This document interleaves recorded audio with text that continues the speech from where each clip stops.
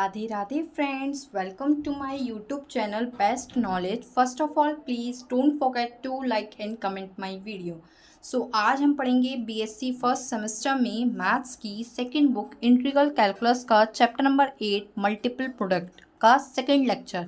जी हाँ, इसका एक लेक्चर हो चुका है और अगर आपने वो लेक्चर नहीं देखा है और आप इस लेक्चर को देखने आ गए हैं तो आप फर्स्ट लेक्चर सबसे पहले देख लें। मैं यही एडवाइस करूँगी क्योंकि फर्स्ट लेक्चर जो है इस लेक्चर से काफ़ी ज़्यादा लिंक है और इस सेकंड लेक्चर का बेस है फर्स्ट लेक्चर।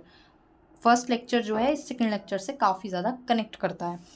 तो अगर आप फर्स्ट लेक्चर देखेंगे तब आपको सेकंड लेक्चर और अच्छे से समझ में आएगा। साथ ही साथ मैं आप लोगों को बता दूं जिससे आपको लोगों को कन्फ्यूज़न नहीं हो, बीएससी फर्स्ट सेमेस्टर में मैथ्स की 2 बुक लगी हुई हैं, जिसमें से फर्स्ट बुक है differential calculus and the second book is integral calculus. First book के लेक्चर्स कंप्लीट हो चुके हैं, मेरे चैनल पर अवेलेबल हैं। फर्स्ट चैप्टर डिफरेंशियल कैलकुलस का कोई भी चैप्टर आपको देखना हो, किसी भी क्वेश्चन को देखना हो, कोई भी टॉपिक, तो वो सब कुछ आपको मेरे लेक्चर्स में मिल जाएगा। डिस्क्रिप्शन में उसकी भी बनी बनाई प्लेलिस्ट का लिंक है। और इंटीग्रल कैलकुलस चल रहा है जिसका 8 चैप्टर चल रहा है, 7 चैप्टर कंप्लीट हो चुके हैं।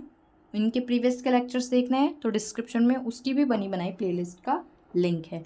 और फर्स्ट सेमेस्टर में मैथ्स की कौन सी पब्लिकेशन की बुक अच्छी है, किस बुक का कंटेंट ज़्यादा अच्छा है, इस पर भी मैंने वीडियोस बनाई हुई हैं, मेरे चैनल पर आपको वो भी मिल जाएंगी। स्टार्ट करते हैं chapter 8 multiple product integral calculus का लेक्चर नंबर 2। इससे पहले मैं आपको फर्स्ट लेक्चर दिखा देती हूँ। ये था मेरा फर्स्ट लेक्चर जिसमें मैंने स्केलर ट्रिपल प्रोडक्ट बताई थी। अगर आपको 3 वेक्टर्स दिए हों और आपको स्केलर ट्रिपल प्रोडक्ट निकालनी हो, किसी भी वॉल्यूम ऑफ पैराग्राफाइट पूछा हो, तो आपको वहाँ पर उन तीनों वेक्टरों की स्केलर ट्रिपल प्रोडक्ट निकालनी होगी। स्केलर ट्रिपल प्रोडक्ट फाइंड करने के लिए आपको उन तीनों का क्या करना होता है, डिटर्मिनेंट सॉल्व करना होता है। सिंपल डिटर्मिनेंट सॉल्व करके आंसर आ जाता है। बहुत ही ईजी क्वेश्चंस हैं, इस चैप्टर के सबसे ईजी क्वेश्चंस हैं पूरी बुक के, ठीक है। और साथ ही साथ मैंने एक मोस्ट इंपॉर्टेंट बात बताई थी जो आज हम इस लेक्चर में भी जानेंगे। वो ये थी कि अगर आपसे फॉर कॉप्टेनरिटी कंडीशन दे रखी हो, फॉर कॉप्टेनरिटी, तो उस कंडीशन में जो गिवन 3 वेक्टर्स होते हैं उनकी जो स्केलर ट्रिपल प्रोडक्ट है वो 0 होती है, ठीक है। For coplanarity the scalar triple product of the given vector should be 0, ठीक है। इसी पर हम आज भी डिस्कशन करेंगे। फॉर कॉप्टेनरिटी 3 गिवन वेक्टर्स की स्केलर ट्रिपल प्रोडक्ट 0 के इक्वल होती है, ठीक है। आगे हम आज डिस्कस करते हैं इससे रिलेटेड एक क्वेश्चन जो थोड़ा सा डिफ़िकल्ट है, या जिसका हम कह सकते हैं लेवल थोड़ा हाई है, ठीक है। मैं यहाँ पर सबसे पहले गिवन वेक्टर्स को लिख देती हूँ।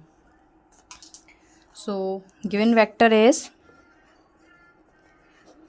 ए vector equals to 4i + 5j + k and b vector is -j - k and c vector is 3i + 9j + 4k and d vector is -4i + 4j + 4k, ठीक है। ये सारे आपको यहाँ पर वेक्टर्स गिवन हैं। अब देखिए, आपको जो मैंने प्रीवियस लेक्चर में क्वेश्चंस कराए थे उसमें हमने 3 वेक्टर लिए थे हर बार, इसमें भी सेकंड क्वेश्चन में भी और थर्ड क्वेश्चन में भी। अब की बार आपको यहाँ पर 4 वेक्टर्स मिल गए हैं, ए vector, B vector, C vector and d vectors. 4 vectors आपको मिल गए हैं। अब आप कंफ्यूज हो जाएंगे कि 4 वेक्टर्स को हम किस तरह से सॉल्व करें, तो 4 वेक्टर्स को भी हम सॉल्व करने की ट्रिक आज समझेंगे, ठीक है। तो सबसे पहले आपको वही लाइन मैं दोबारा लिखवा देती हूँ जिससे आपको कन्फ्यूज़न नहीं हो। फॉर कॉप्टेनरिटी,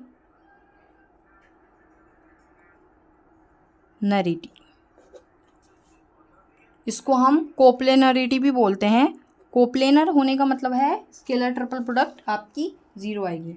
तो for coplanarity the scalar triple product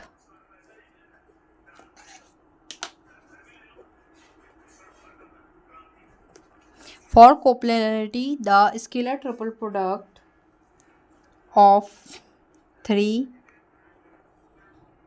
given vectors अगर गिवन नहीं है तो हम उनको खुद ही बनाएंगे। शुड बी 0, ये जो लाइन है मैंने प्रीवियस लेक्चर में भी लिखवाई थी आपको समझाने के लिए। कितनी होनी चाहिए? 0। बट यहाँ ये प्रॉब्लम है कि जो आपके वेक्टर हैं वो कितने हैं? 4, A, B एंड C। ठीक है, अब इनको पहले हम 3 वेक्टर्स में बनाएंगे। देखिए कैसे, ए बी वेक्टर निकालना है, ए बी वेक्टर, तो इसका मतलब होता है बी माइनस ए। ये एक फॉर्मूला होता है कि अगर आपको ए बी वेक्टर निकालना है तो बी वेक्टर में से हम ए वेक्टर को माइनस कर देंगे। ठीक है, इसी तरह से आपको बी सी वेक्टर निकालना है तो आप सी में से बी वेक्टर माइनस कर देंगे। आपको सी डी वेक्टर निकालना है तो आप डी में से सी वेक्टर को माइनस कर देंगे। ठीक है, लास्ट वाला पहले लिख के उसमें से माइनस कर देंगे। तो हम सबको माइनस करके यहाँ पर 3 वेक्टर्स बनाते हैं। देखिए, जब मैं ए बी में से यानी कि बी में से ए माइनस करूँगी तो मैं यहाँ पर डायरेक्ट कर रही हूँ, माइनस करके नहीं दिखा रही। अगर माइनस करके एक एक एक एक करके दिखाऊंगी तो वीडियो भी लेंदी होगी, क्वेश्चन भी लेंदी होगा और आपको लगेगा वाह बहुत बड़ा क्वेश्चन है। ठीक है, तो इतना तो आप माइनस डायरेक्ट कर सकते हैं, ग्रेजुएशन की मैथ कर रहे हैं। सो बी माइनस ए यानी कि बी में से ए गया तो 4i तो है ही नहीं, 4i तो है नहीं, तो माइनस के 4i, because this minus this है ना, तो माइनस के 4i। फिर माइनस के j एंड माइनस के 5j, माइनस के 6j, माइनस के k एंड माइनस के a इज माइनस के 2k। सो एक आ गया। अब दूसरा वेक्टर निकालते हैं, बी सी वेक्टर है यानी कि this minus this, 3i minus कुछ नहीं है तो 3i minus 9j minus minus plus 10j, यहाँ हो जाएगा 10j। ठीक है, और यहाँ हो जाएगा 4k minus minus plus k हो जाएगा 5k। ये ध्यान से कर लेना आप। ठीक है, फिर this minus this, D minus C, 4i minus 3i minus 4i minus 3i minus 7i plus 4j minus 9j is 5j plus 4k minus 4k is 0k। So इस तरह से हमने यहाँ पर 3 वेक्टर्स निकाल लिए हैं। अब हम यहाँ पर स्केलर ट्रिपल प्रोडक्ट का यूज़ कर सकते हैं। इसको आप कह भी सकते हैं ए vector, B vector and C vector. ये जो आपके निकल कर आए हैं ए वेक्टर, बी वेक्टर, सी वेक्टर, स्मॉल से हमने आप यहाँ पर कर दिया है। अब देखिए स्केलर ट्रिपल प्रोडक्ट निकालते हैं ऑफ ए बी सी। ठीक है, सो क्या करते हैं स्केलर ट्रिपल प्रोडक्ट निकालने के लिए, इसलिए बोल रही हूँ प्रीवियस वाला लेक्चर इंपॉर्टेंट है। ठीक है, उसमें मैंने बताया था स्केलर ट्रिपल प्रोडक्ट निकालने के लिए तीनों का डिटरमिनेंट सॉल्व करते हैं। यहाँ पर मैं डिटरमिनेंट सॉल्व करना आपको बता देती हूँ। सो ए बी सी, पहले ए लिखते हैं, फिर बी लिखते हैं, फिर सी लिखते हैं। सो ए लिखने का मतलब है ए के जो कोफिशिएंट है वो लिखते हैं। क्या है? माइनस के 4 है, माइनस के 6 है और माइनस के 2 है। आई जे के जो कोफिशिएंट होते हैं वो हम डिटरमिनेंट के अंदर लिखते हैं। माइनस का 4 है आई का कोफिशिएंट, जे का कोफिशिएंट माइनस का 6 है और के का कोफिशिएंट माइनस का 2 है। सिमिलरली हम बी और सी में भी लिखेंगे 3, 10, के। आई जे के कोफिशिएंट, आई का कोफिशिएंट 3 है, जे का कोफिशिएंट 10 है एंड के का कोफिशिएंट 5 है। सॉरी, यहाँ 5 लिखना था। ठीक है, उसके बाद हम सी की कोफिशिएंट लिखेंगे माइनस के 7, माइनस के 5 एंड यहाँ पर 0। ठीक है, आई जे के कोफिशिएंट लिखना है, आई का कोफिशिएंट माइनस का 7, जे का कोफिशिएंट माइनस का 5। हर एक बात को पूरा डिटेल में बताना, डीपली बताना, और अच्छे से बताने का मतलब हमारा यही होता है कि जो सामने देख रहा है बच्चा उसको अच्छे से समझ में आ जाए, कोई डाउट नहीं रहे। अगर कोई डाउट है तो अगर हम एक बात को दोबारा बोल देंगे तो वो उसका क्लियर हो जाएगा, इसलिए हम एक बात को बार बार बोलते हैं। ठीक है, अब यहाँ पर डिटरमिनेंट सॉल्व करना है, जो कि मैं अपने प्रीवियस लेक्चर में भी बता चुकी हूँ, दोबारा बता देती हूँ। डिटरमिनेंट सॉल्व करने के लिए आप किसी भी रो या कॉलम के अलोंग आप डिटरमिनेंट सॉल्व कर सकते हैं। ये जो होती हैं ये रो होती हैं, ये जो हॉरिजॉन्टली दे रखी हैं ये होती हैं रो, यानी कि R1, R2 एंड R3। और ये जो वर्टिकली होती हैं ये आपके कॉलम होते हैं C1, C2 एंड C3। तो हम किसी के भी अलोंग यहाँ पर डिटरमिनेंट को सॉल्व कर सकते हैं।